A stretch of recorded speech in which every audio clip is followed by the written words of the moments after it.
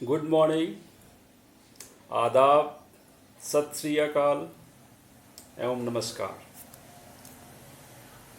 दोस्तों, जैसा कि आप जानते हैं, आज हम गांधी जी का 151वां जन्मदिन मना रहे हैं।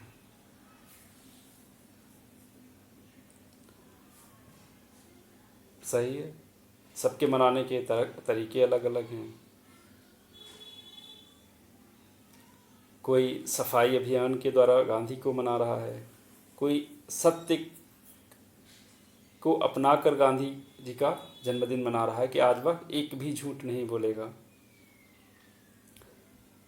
कोई अहिंसात्मक रूप से गांधी जी का जन्मदिन मना रहा है कि आज वह कोई भी ऐसा कार्य नहीं करेगा जिससे किसी को पीड़ा पहुंचे या किसी को मानसिक या शारीरिक रूप से क्षति पहुंचे।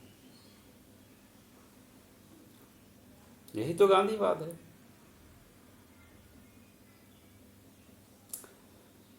गांधी एक सरल सा, बिना किसी विशेष योग्यता के सामान्य सा जीवन जीने वाला व्यक्ति, जिसने समस्त विश्व को उस समय यह बता दिया कि आँख के बदले आँख और हाथ के बदले हाथ से दुनिया नष्ट हो जाएगी, और उसने एक बर्बर शक्तिशाली शासक को अपने अहिंसात्मक तरीकों से डरा दिया, अपने अहिंसा के प्रयोग से डरा दिया। इसीलिए तो हम गांधी जी को आज मनाते हैं, क्योंकि उन्होंने बर्बर शासक से लाठियाँ, जूते, डंडे खाकर भी उसकी कोई बात नहीं मानी, उसके कानूनों का विरोध किया और उसे अपने गलत कानूनों को वापस लेने पर मजबूर कर दिया। हो सकता है लोग कहें कि वो कायर थे, ये उनका अपना विचार है, पर मार खाकर अपनी बात मनवा लेना एक बहुत बड़े जिद की बात है। सब में नहीं होती ऐसी जिद। इसीलिए पूरा विश्व उन्हें पूछता है। जितने भी महान थिंकर हुए उस दौरान या अब तक हुए, उन्होंने भूरि भूरि गांधी जी की प्रशंसा की। होनी भी चाहिए। सुभाष चंद्र बोस स्वतः कहते हैं कि जब हम सब सही होते थे और गांधी जी को हम गलत सिद्ध कर देते थे, फिर भी अंततः हम ही गलत सिद्ध हो जाते थे और उनके विचार प्रायोगिक और तार्किक और सार्थक होते थे। तो अगर हम आज चाहते हैं कि हमारा भारत विश्व गुरु बने, हमारा भारत विकास की कीर्ति को छुए, एक अनोखा विकास तय करे, विकास का मार्ग तय करे, तो हमें कम से कम तीन गांधी के सिद्धांतों को मानना पड़ेगा, उसका प्रचार करना पड़ेगा, उसका प्रसार करना पड़ेगा और वह चरित्र में भी धारण करना पड़ेगा। जिसमें से है प्रथम सत्य। सत्य इसलिए क्योंकि झूठ का जो कचरा है, झूठ अपने साथ बहुत ज़्यादा कचरा लेकर के आता है, जो हमारे मस्तिष्क में, हमारे समाज में, हमारे राष्ट्र में घर कर चुका है। आप मीडिया उठा के देख लीजिए, आप एडवर्टीजमेंट देख लीजिए। एडवर्टीजमेंट की स्टार्टिंग ही झूठ से होती है। मीडिया उठा के देख लीजिए, वो दिन भर सिर्फ इस बात पर बहस करते हैं कि तुम बड़े हो या हम बड़े हैं, तुम सही हो या हम सही हैं। वो कभी सत्य को नहीं स्वीकारते। यह हम अपने समाज में देख लें, किस तरह की भ्रांतियाँ उत्पन्न हैं। भ्रांतियाँ कौन उत्पन्न करता है? झूठ उत्पन्न करता है।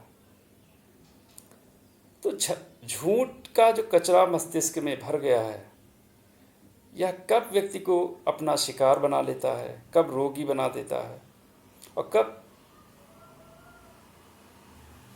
व्यक्ति को दूसरे व्यक्ति का दुश्मन बना देता है, पता नहीं चलता। तो झूठ हमारे देश की सबसे बड़ी समस्या है, जो शासन प्रशासन मतलब भारत के हर विविधता के कोने कोने में भर गया है और भर दिया गया है। सब ज़रूरत है इस कचरे को की सफाई करने की। दूसरा है अहिंसा। अहिंसा बहुत बड़ा हथियार है किसी भी राष्ट्र की उन्नति के लिए,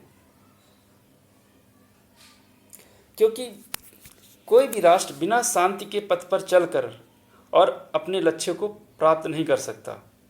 इतिहास भी इस बात का गवाह है कि जिन शासकों ने अपने राज्य में शांति, एकता और विश्वास स्थापित किया, वे राज्य विकास और उन्नति के पथ को ऊंचाइयों तक ले गए।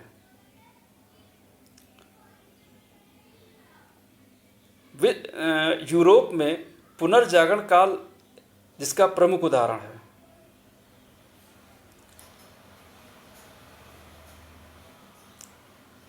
अगर हम भारत को एक विकसित राष्ट्र, सभ्रांत राष्ट्र बनाना चाहते हैं, तो हमारा प्रथम प्रयास यह होना चाहिए कि हम समाज में अहिंसा को अपनाएं।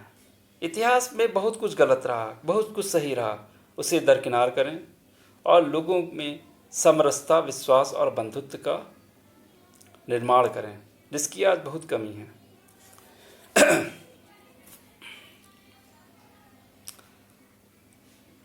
बहुत कुछ गलत हुआ, होने दो, आज को हमें बनाना है।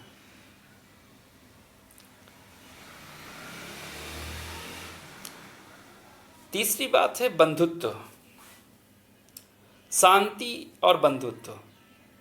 शांति स्थापित करता है अहिंसा। अगर समाज में हम एक दूसरे के प्रति अहिंसक हो जाएं और विश्वास पैदा करें कि हमें तुमसे कोई भय नहीं, हमें उनसे भय था जो गलत थे, और हम अपनी न्याय व्यवस्था को सत्य के आधार पे इतना मजबूत बना लें कि जो गलत हैं सिर्फ वो दोषी, जो दोषी हैं वो सजा पाएं, उसके कारण पूरा समाज ना पिसे। मतलब अगर चावल की, अगर थाली में चावल को रखा है और उसमें कुछ कंकड़ हैं, तो सत्य का यह कर्म है कि वह कंकड़ को चुने। ऐसा करता है वह, और कंकड़ को निकाल के हम फेंक दें। इसका मतलब ये तो नहीं कि पूरा का पूरा चावल खराब हो जाता है कि उसको ही फेंकते हैं। तो यह जो झूठ है वो हमारे मस्तिष्क में नफरत का कचरा भरता है, और जो दंभ है, दंभ को भी झूठ ही स्थापित करता है।